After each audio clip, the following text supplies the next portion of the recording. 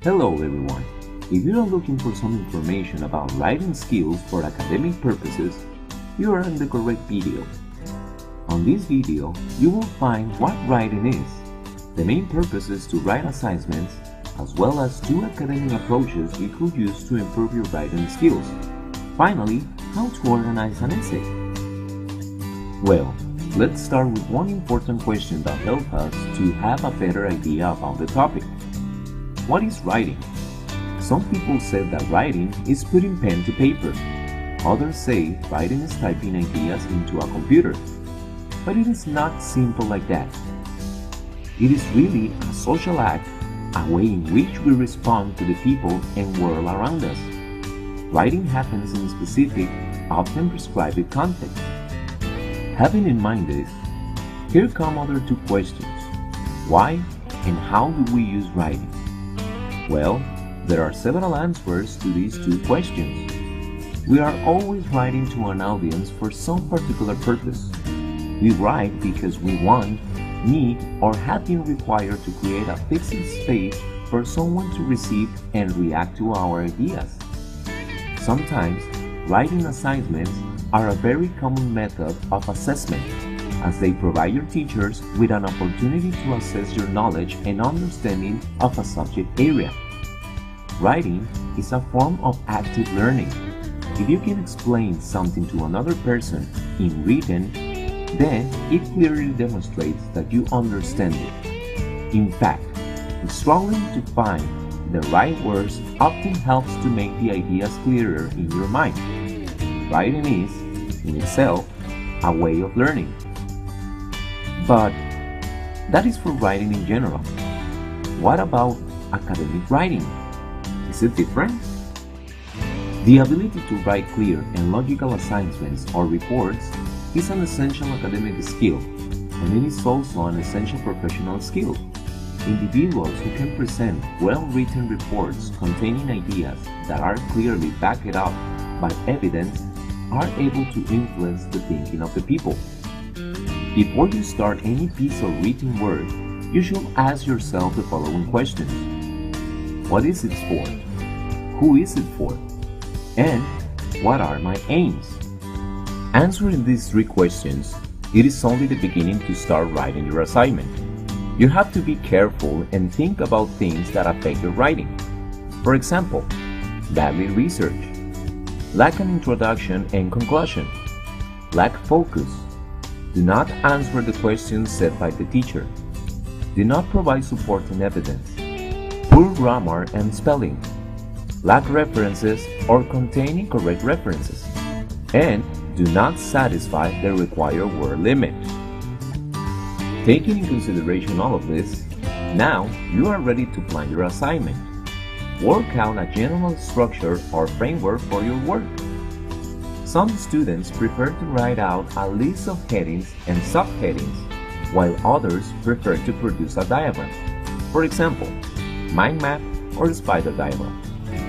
This is a draft overview, and you may find that you need to make changes as you work on the assignment.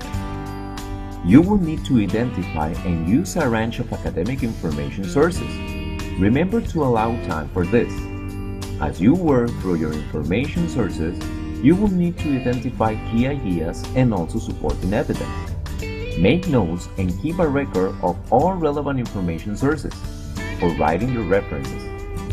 Once you identify the information sources, the key ideas, and the supporting ideas, it is time to write your first draft. This involves working with your general structure or framework and starting to write notes under each topic. It is often best to leave writing the introduction and conclusion until the end. There are 2 approaches to academic writing. The first, or traditional approach, is to use a serious and formal impersonal tone. It involves presenting different ideas and the evidence to support them. This means not writing in the first person, not using my, I, and we, and presenting an objective and a personalized approach. You should always use language that is clear, concise, and unambiguous. The second approach is to use a more personal style. This involves writing in the first person, using I.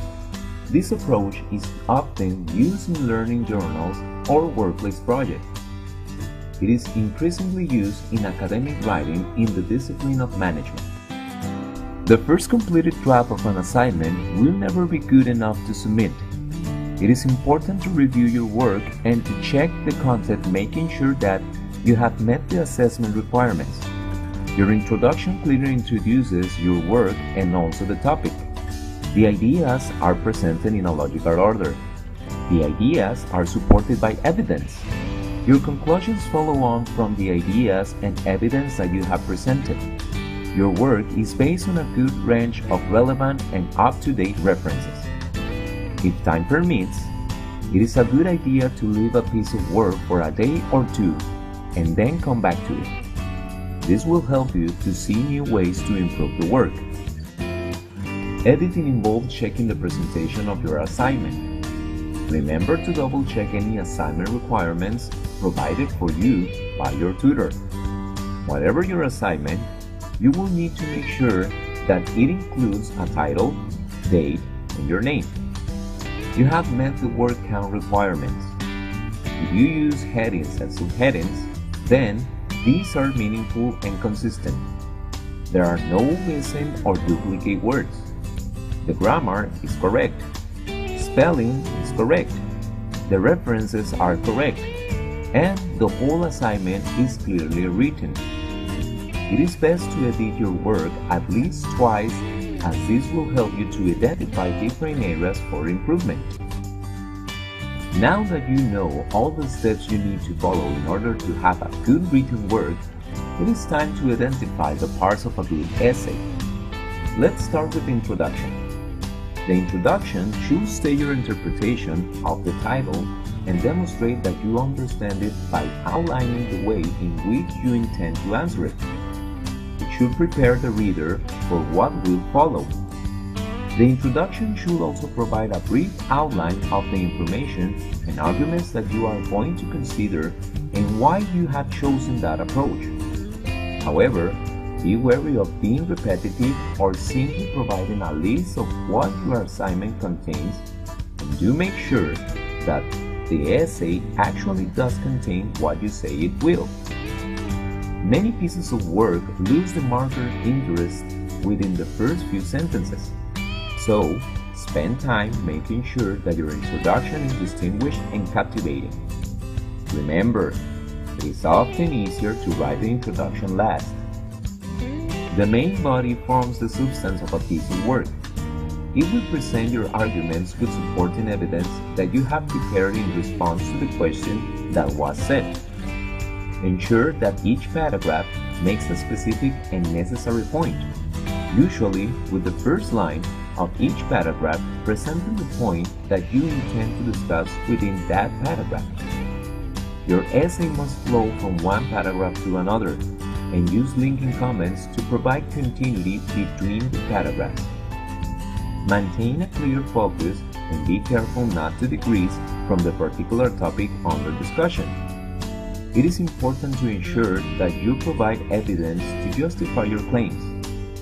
It is a good idea to include a few short quotations to support your findings, and these also demonstrate your use of different information sources.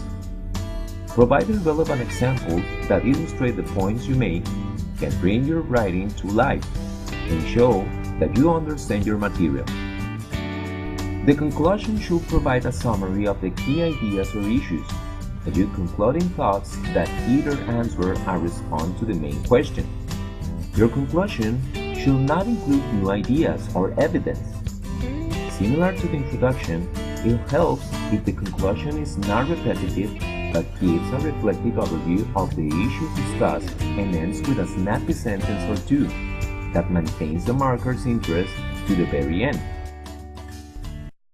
At the end of your assignment, you need to include a bibliography or list of references. It is important to use the title bibliography for this section of your work. Remember to include all the items that you referred to in the assignment in your bibliography. The bibliography is a vital and essential part of any piece of written work. It serves to provide the reader with a comprehensive list of the sources and material that you have referred to or quoted from in your essay.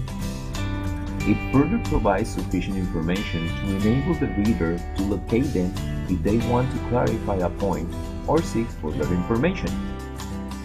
I hope this video was useful for you and clarify all your doubts about writing skills.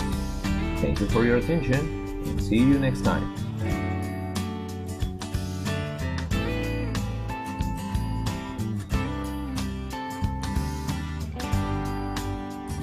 Created using Powtoon.